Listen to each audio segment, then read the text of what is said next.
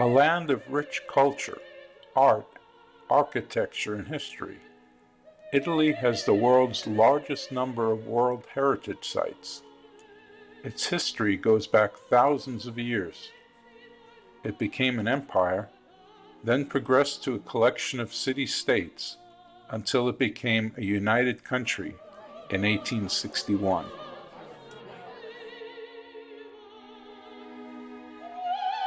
Significant historic figures such as Leonardo da Vinci, Michelangelo, and Nicholas Copernicus all came from Italy, as well as inventions like the typewriter, the thermostat, and eyeglasses. Today, Italy is the third most populous country in the European Union and the 10th largest country in Europe by landmass. It produces more wine than any other country in the world. So intriguing is Italy's rich history and prominence in modern Europe that in April of 2024, we set out to discover the essence of Italy.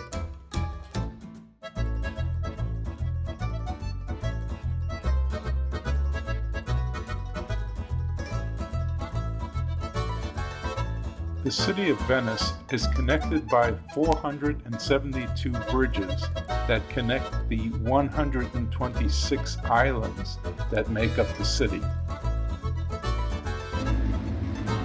Only one bridge connects Venice to the mainland. The only ways of getting around the city is either by foot or by water taxi. There are no cars in Venice, and only children are allowed to ride bicycles. Watercraft is the main mode of transportation in Venice. To get from the airport, which is on the mainland, to Venice, we took an Alla Laguna water bus. We were let off at a water bus stop and walked 10 minutes to get to our hotel.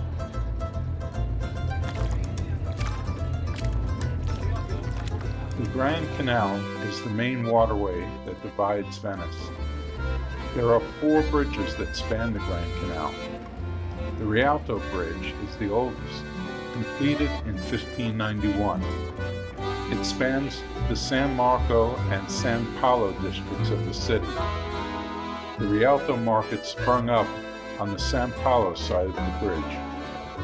We visited the Rialto market, which hosts vendors selling fish, fruits, vegetables, as well as other grocery items. The area is also home to restaurants and museums.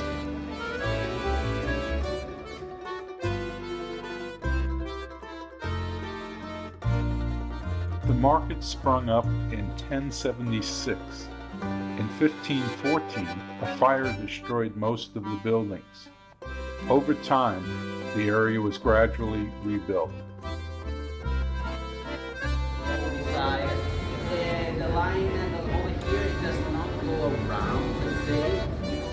This former 15th century monastery is Venice's general hospital. Patients are brought in by water ambulance on the left of the building.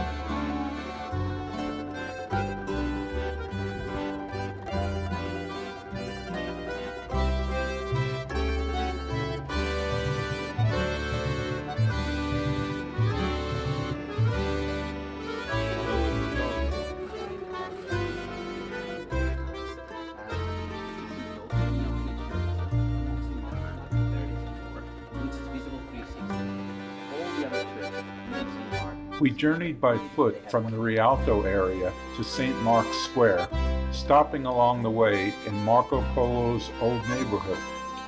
We saw how buildings were reinforced with steel bars to prevent shifting.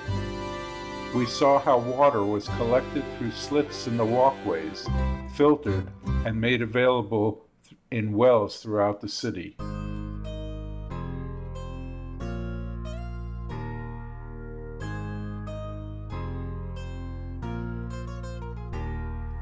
No trip to Venice would be complete without a ride on a gondola. We floated peacefully along the small canals that are too small for larger boats to navigate. The gondola was the main mode of transportation for centuries here in Venice.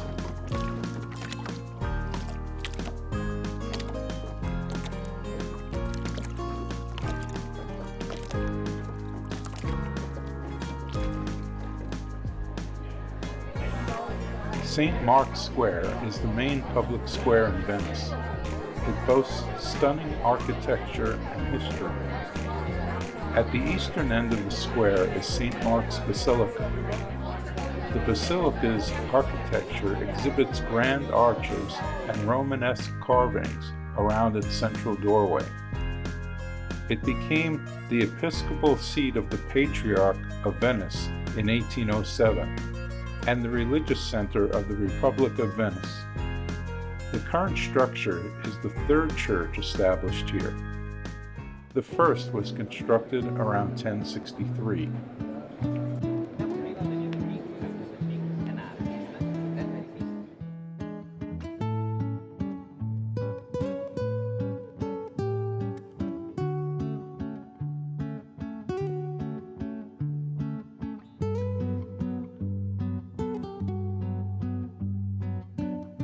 Another major point of interest in St. Mark's Square is Doge's Palace.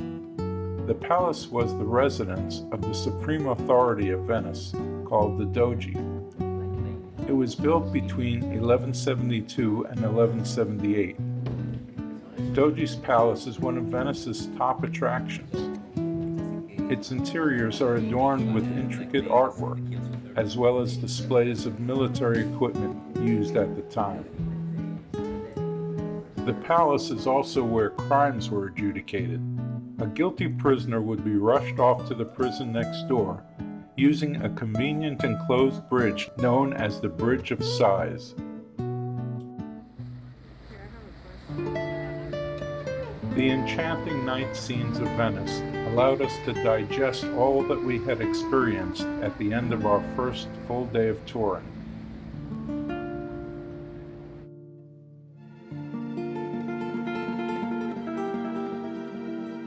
Breakfast at the Palazzero Paesani Hotel was a unique experience.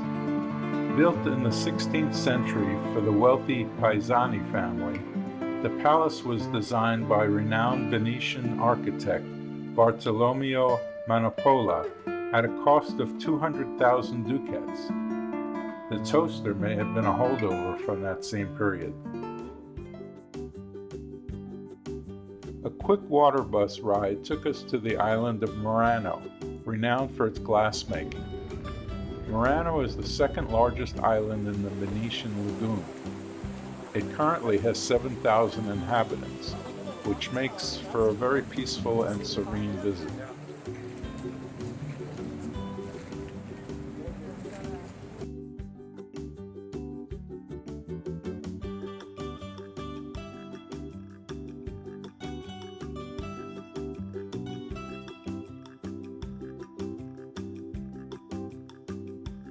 A walk through the residential neighborhoods and then a stop at the glass factory rounded out our visit to Murano.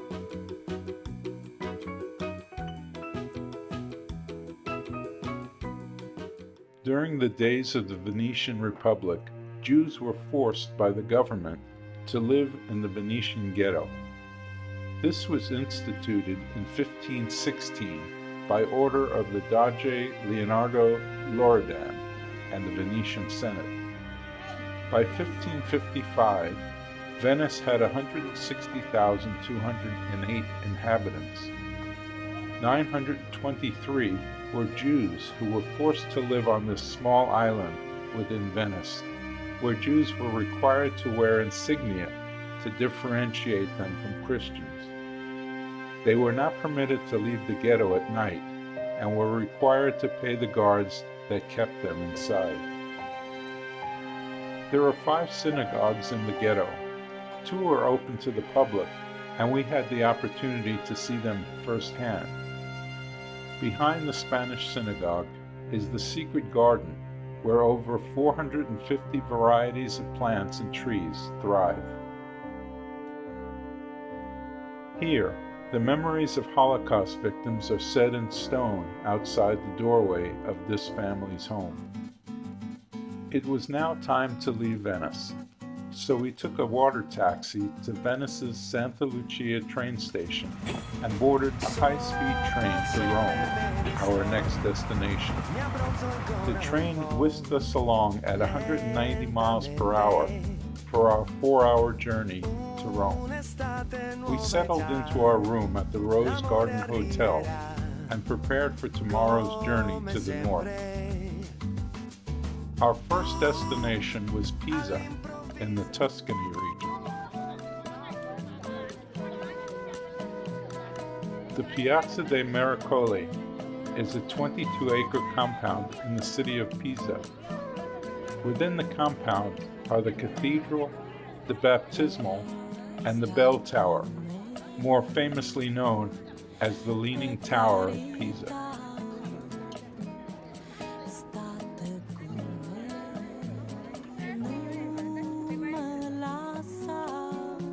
Construction of the cathedral began in 1064 in the Romanesque style. The interior, however, has elements with Byzantine influence in its pointed arches and mosaics.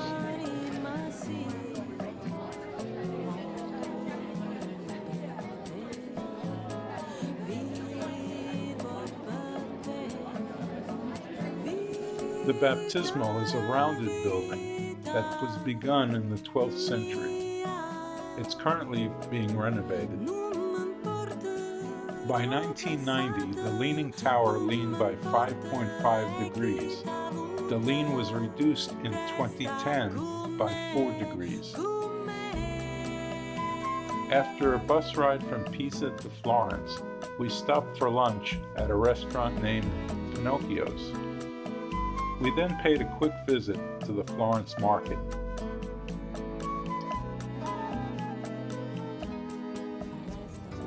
David is Michelangelo's masterpiece marble sculpture, completed in 1504. Currently, it's housed in the Galleria dell'Accademia. It was originally placed in the Palazzo della Signatoria, but was moved inside in 1910 to protect it from the elements. Florence has been known as the cradle of the Renaissance. A walk through the streets of Florence brings us past the Santa Maria del Fiore Cathedral. Opposite the cathedral is the baptismal, whose main gate is known as the Gates of Paradise. The doors were created by a Florentine goldsmith, Lorenzo Gilberti, between 1425 and 1452. Our walk continued over the Ponte Vecchio, a 2,000-year-old bridge crossing the Arno River. On the bridge are shops that were common on bridges during the medieval times. It is the only bridge in Florence that was not bombed during World War II. Before leaving Florence, we stopped at Piazzale Michelangelo, which offers sweeping, scenic views of the entire city.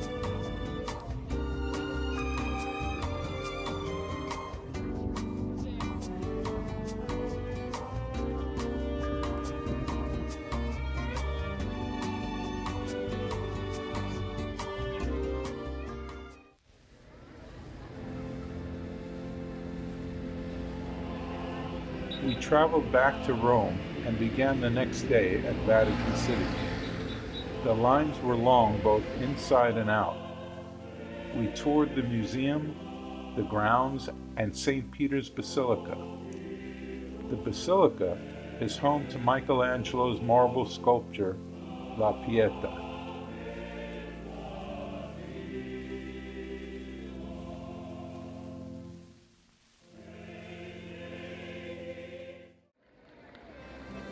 The Piazza Navona is a public space built on the grounds of an ancient stadium.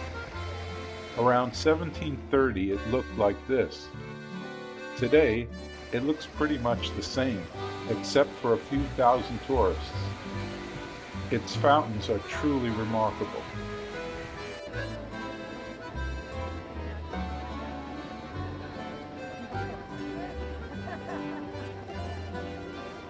We continued on to the famous Trevi Fountain. This 18th century marvel was completed in 1762. It stands 86 feet tall and 161 feet wide. You never know what you're going to find on the streets of Rome, like this man, floating in midair. We then came upon the Pantheon, standing on this spot since 126 AD. Originally a Roman temple, then later a Catholic church. The Pantheon's dome is still the largest concrete dome in the world. The center of daily life in Rome for many centuries was the Roman Forum. It was a commercial center and the heart of ancient Rome. Walking along the paths that were once used by figures such as Julius Caesar and Constantine is an awe-inspiring experience. Unlike other such areas, the Roman Forum developed over many centuries.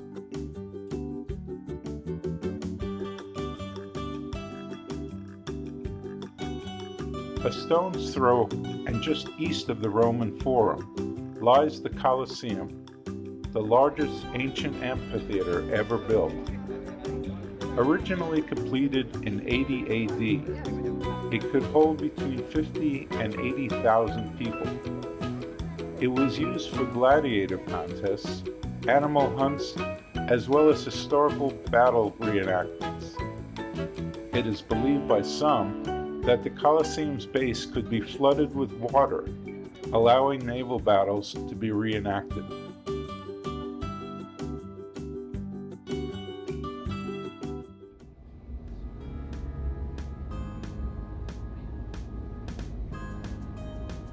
The next morning, we headed south past Naples and on to the ancient city of Pompeii, which in 79 AD was buried in volcanic ash.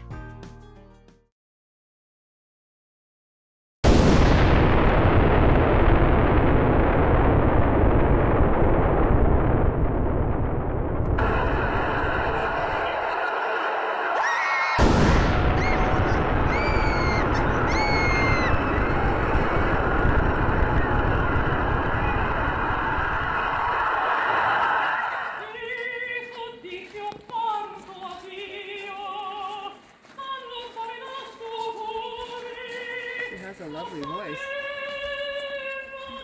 The city was buried under 13 to 20 feet of volcanic ash and pumice. The ruins of Pompeii remained largely undisturbed until the 16th century.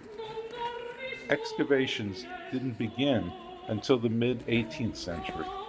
A wealth of knowledge was revealed about what life was really like around 79 AD. We continued our travels south along the Amalfi Coast to Sorrento, the limoncello capital of the world. Beside limoncello, Sorrento produces citrus, wine, olives, and beautiful scenic views. We continued along the coast to our final destination, Positano, a seaside town built into the cliffs. The streets of Positano are so narrow that we had to get out of our tour bus and transfer to smaller vehicles in order to enter.